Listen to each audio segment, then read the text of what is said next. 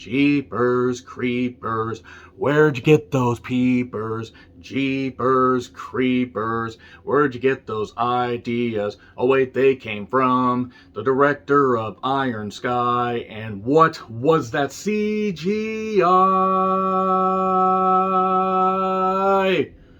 Jeepers Creepers Reborn was directed by the same guy that brought us Iron Sky and the Iron Sky sequel. I didn't even know they made an Iron Sky sequel. I honestly forgot about Iron Sky. Even though it had some good ideas, it was still a movie called Iron Sky. Nevertheless, this was also written by Sean Michael Argo. Not to be confused with the Ben Affleck starring movie Argo. He did movies such as Sin Eaters and Cleric. Whatever, you gotta get your start somewhere, and if you're able to make some money writing stuff that isn't perceived as all that good but fun, that's fine. This stars Sidney Craven, who was in York Witches Society. That was a movie that I reviewed recently that I kind of dumped on, and rightfully so, but that movie looked like Citizen Kane compared to this. This is the fourth installment in the series of Jeepers Creepers movies. I do want to say that I fully recognize while I enjoyed the first Jeepers Creepers, I can also fully admit that the writer-director Victor Salva should have been, well, castrated and burned at the goddamn stake for what he did. He's one of many, many creeps in Hollywood, and goddammit, I hate the fact that I enjoyed the first Jeepers Creepers. I did retro review Jeepers Creepers 2, Electric, why the hell they make more of these boogaloo, and Jeepers Creepers 3 came out like 5 years ago. And anybody that actually remembers Jeepers Creepers 3, I'll be amazed, because I consider myself a bit of a horror connoisseur, good, bad, and indifferent, and I barely remember anything about it. I remember Gina Phillips had a very brief cameo in it, and this movie actually may be one of the worst goddamn horror sequels that I've ever goddamn seen. This was absolutely abysmal in every form, every facet, every asset, every bit, every second. Actually, that's unfair. You know what? The opening wasn't all that bad. I actually thought we might get a halfway decent sequel, but then it's like they put all their effort into the opening, and then it just went to total goddamn shit. Okay, a few notes about this. It's first Jeepers Creepers movie to not be directed, written, or have any involvement from Victor Salva, who I want to say once again should be burned at the stake for what he did. Look up Clown House if you want and try to figure out why. You don't do that. You don't do that no matter who you are. You don't goddamn do that to children. But it's the first one to not involve him. Okay, that's fine. He's not going to benefit from any of this, apparently, reportedly. He had wrote a screenplay for a fourth movie, and it sat in development hell for a while, mainly because he's Victor Salva and a goddamn creep. But this one got made. Now, there's nothing wrong with taking it in a new direction. Because let's be perfectly honest, the first Jeepers Creepers was trash, but trash done well. The second one took place on the same day, and the idea was supposed to be an interconnected 23 days where it just kept taking place over that period, and every 23rd spring for 23 days it gets to eat. That's basically the idea of the Creeper. This is also filmed in Hampshire, London, by Christ can you tell, Jackson, Louisiana, and some forests in Finland. I also am convinced that whoever decided to do this filming had never actually done camera work in their life. Also, whoever put this movie together had never seen a movie or was even able to spell the word movie. Look at everything in this movie. After the opening, look at everything. Everything looks like a soundstage. Everything has bad green screen technology. And everything feels hollow and in a vacuum and everything. And this did take place during the pandemic. They were filming. They had restrictions. I understand that. Pearl and X were filmed during the pandemic.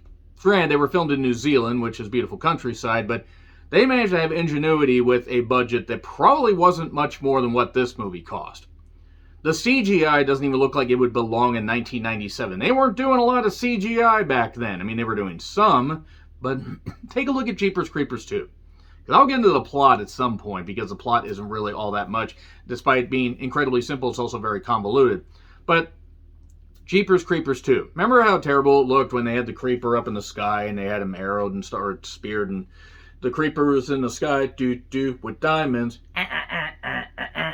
and that would have actually been funny if he had started dancing to that. Remember how bad that looked? That was 2003. Freddy vs. Jason and other movies came out in 2003, and the early 2000s CGI wasn't that great. That stuff looks like award-winning shit compared to this.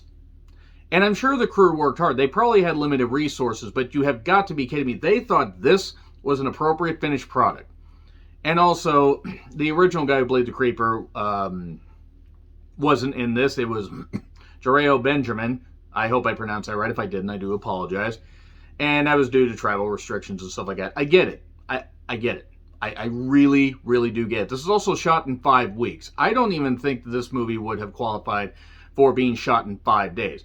You can't tell me that in 5 weeks they couldn't come up with better takes, they couldn't have come up with better special effects, better sets, better stunts, better whatever. This movie was an amalgamation of a whole bunch of crap, and they just decided to slap the Jeepers Creepers label on. Again, the first Jeepers Creepers, once again, just want to clarify, have it, bought it, used, but still. This one at least had ingenuity and fun and felt like kind of fresh. I mean, it wasn't the most original idea, but it was fine. And then they tried to expand on the lore in the second one. And then the third one, it just was more of a cop drama. It was like Law and Order Jeepers Creepers unit. And the plot, because this shows how little I cared about this movie. The plot, such as it is, you have Lane, played by Sidney Craven, Chase, played by Erman Adams. They're going to a horror hound festival in the middle of literally nowhere. I don't know why they would have these festivals somewhere in Louisiana. Nothing against Louisiana. I just think that part of it's swamps, so judging by where they were driving, I don't know. But nevertheless, she goes, and she doesn't want to go, but she's got her own stuff that's going on. She has a secret that she's hiding from Chase. Chase wants to marry her. She has a secret. I wonder if you can guess what this is. And here's the idea with this. Here's the idea with this movie. It's trying to go in a different direction than the first, 3 Jeepers Creepers movies. But after we get a little bit of backstory, very little backstory, bad green screen stuff while they're driving and everything. Then they get to the Horror Hound Festival. They basically, anybody seen Hellfest? Remember how Hellfest, granted, did have very few employees for such a big, carnival setting? At least in Hellfest, it felt sort of alive. Picture the Hellfest carnival and everything with about 1/100th of the budget. That's basically about it right there. Let's talk about the opening, because the opening is about the only good part. You have Dee Wallace, yes, Mary from E.T., and she's with her husband, Ronnie. And basically, it's a recreation of what Gina Phillips and Justin Long did in the original. Seeing, the stuff down the pipe and that kind of stuff and everything. And that factors very little into the rest of the movie. In fact, if it had just been following this old couple for the rest of the goddamn thing, I might have been okay with that. That might have been a halfway decent movie. It wouldn't have certainly been any worse than what we got. And it would have been kind of funny to see elderly people trying to take down the creeper. So, there were some funny lines in that. I don't think we were supposed to see that. Turning a blind eye isn't an option. So they just do what they do. And then we start the movie proper with Lane and Chase. And then they have friends. One friend that doesn't make it very long. That's a bit of a spoiler. Sorry, but whatever. They get to the Horror Hound Festival. And then they get put on this web show where they could win a cash prize. But the creeper is on their tail. And the creeper really wants Lane because of her secret. If you can't figure out what that secret is, I can't help you. There's also a weird psychic lady. And voodoo, the hoodoo that you do so well. This movie reminded me of the Skeleton Key with some of the voodoo, the hoodoo that you do so well. And because it reminded me of the Skeleton Key, I want to take this movie down. I want to burn every copy of this movie because this movie has no right to exist. This is a bit... I'm not even getting to, the violence. The violence wasn't even really all that much. They talk about, the creeper finds somebody, something they like in somebody, and pursues them. And yeah, it'll kill and take parts of people that get in its way. Generally, it just focuses on 1 or 2 people. In this one, I don't even think we see the creeper for more than 5 minutes for the first 50 minutes. It's actually astonishing. It is astonishing for a movie called Jeepers Creepers Reborn, which I wonder if you can guess what the reborn part is. It ends up just being this amalgamation of ideas, none of that are barely simmering. None that are original, by the way. You can see everything coming from a mile away, but the movie's not even fun. It's not even funny to laugh at. It's not even. It's so badly lacking in anything that could be even halfway entertaining. half-cooked ideas, barely simmering, as I said, and bad CGI, horrible CGI, fucking terrible CGI that wouldn't even pass for 20, 25 years ago. I'm watching this and thinking, people put money into this and this was the result? That's about it. That's really about it for the plot. It barely features a creeper, and then when it does, it doesn't matter. None of it feels even halfway like, okay, I can get into this a little bit as a spectacle or as a bit of entertainment. It's just hacked out, hashed out, or barely hashed out, and just thrown out on screen. And here, you can basically pay a few bucks, or you can illegally stream it or whatever. I encourage people to pay for it, even if it's a bad movie, because you support the artist, and they gotta eat, and they gotta live.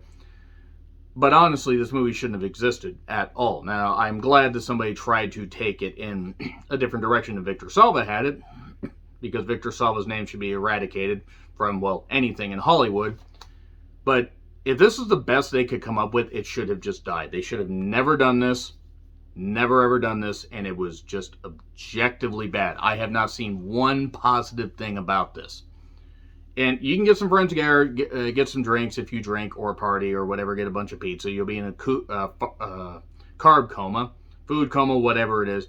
And maybe you'll pass out, maybe you'll actually find some humor in it, whatever. But it's not any good.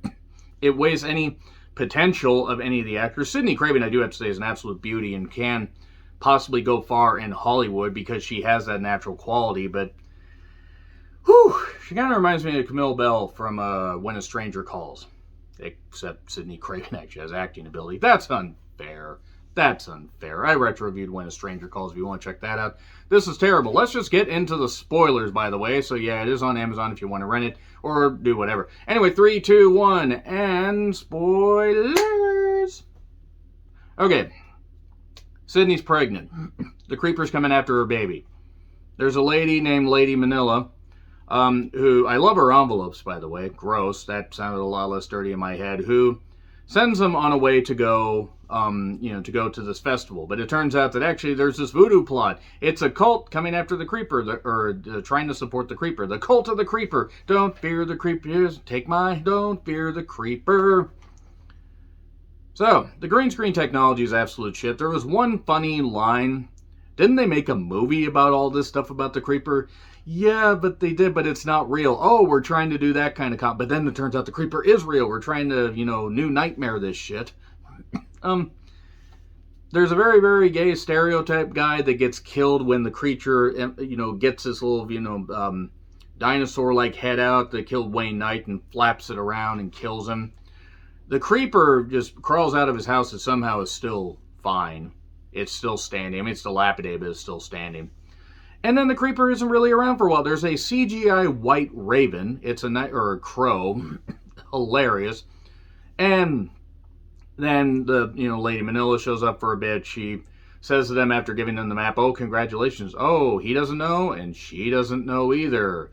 And then says, oh, he's... What'd she say? We have a tree bearing fruit. He will be most pleased. When was there a cult that was taking care of the creeper? I don't remember that. And then they have one good scene where Sidney Craven was doing some dress up and cosplay. I have to say she looked quite good. Hers Freddy was certainly intriguing. So moving on from that, she is pregnant and she gets visions. She starts getting visions of the creeper and weird stuff. These visions, it's actually more forced than Jeepers Creepers 2, which is saying something, because those are really forced.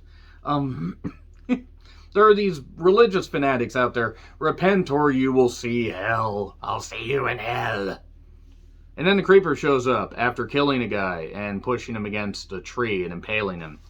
And then the creeper just decides to wander around. And then there's this one point where Lane shows her boyfriend how to throw some stuff. There's the creeper shuriken stars. Sure you can. And she's really, really good at throwing stuff. That won't factor into the finish at all. This movie was like 50% festival preparation. Look at this festival. It's like 50 people were there. Not that the thing looked all that great, but there were like 3 buildings. They somehow managed to have a dance club area with a DJ that was like one of the undead, which I don't goddamn get. But then again, Horror Hound Festival. And they conveniently pick Lane and Chase, who go with a crew, and they're going to go to the show. But the Wi-Fi gets knocked out because the Creeper decides to run into the power station, because we're in Robot Holocaust. If you're an MST3K fan, you get that.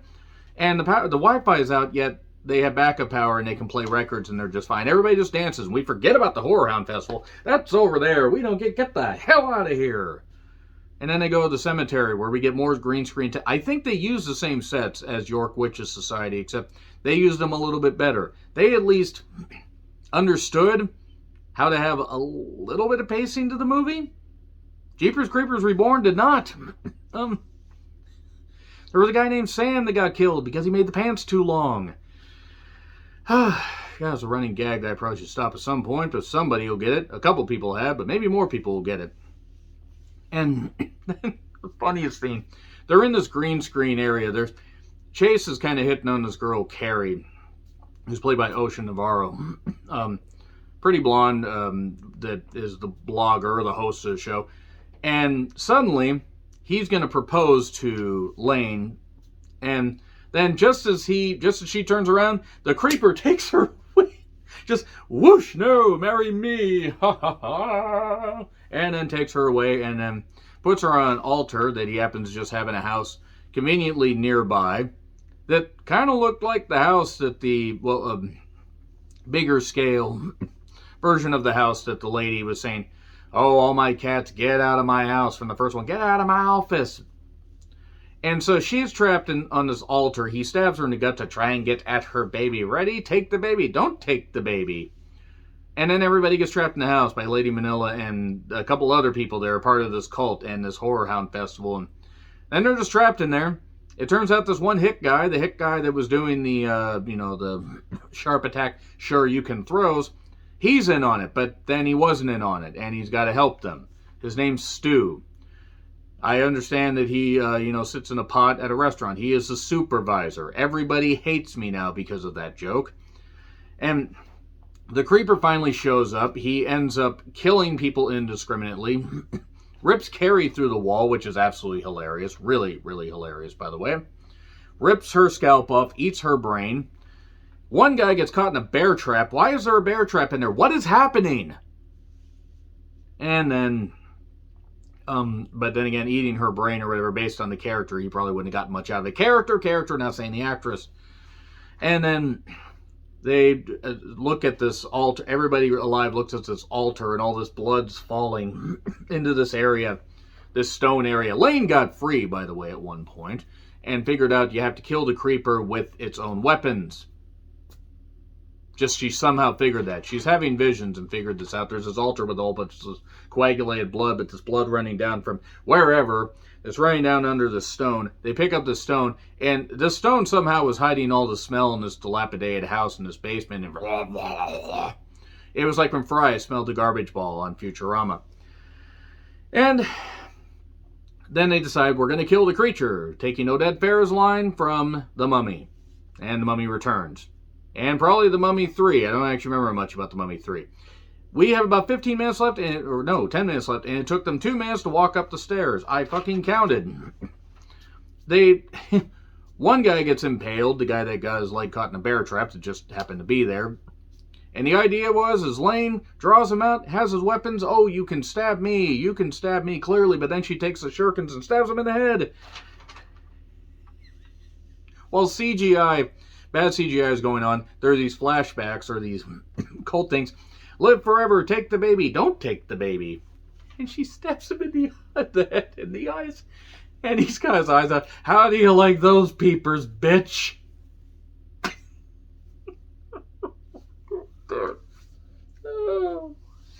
And then they take whatever the friggin' little spinny rooftop deal is and throw it down there and impales the Creeper. And the crows run around him, including the white crow, and they pick him clean. And then they reform him underneath in the altar, so that was pointless. And also, Lane and Chase are rescued by the cops. Stu fell off the roof and died, by the way, because the crows decide to attack and go, ah! And Lane's eyes turn black, so I guess she is possessed. That was just, god damn it. What terrible, terrible filmmaking this was. fuck the fact that anybody thought this was a good idea to make it. F. This has got to be one of the worst of the year. I don't think it's going to be the worst film of the year, but it is easily one of the most lazy. F. God damn it. Oh, you terrible, terrible movie. How dare you, Jeepers Creepers Reborn? How dare you? Agree, disagree, what I said, like, share, subscribe, Twitter handle in the description. I'm John Rentlin. I'll see you soon.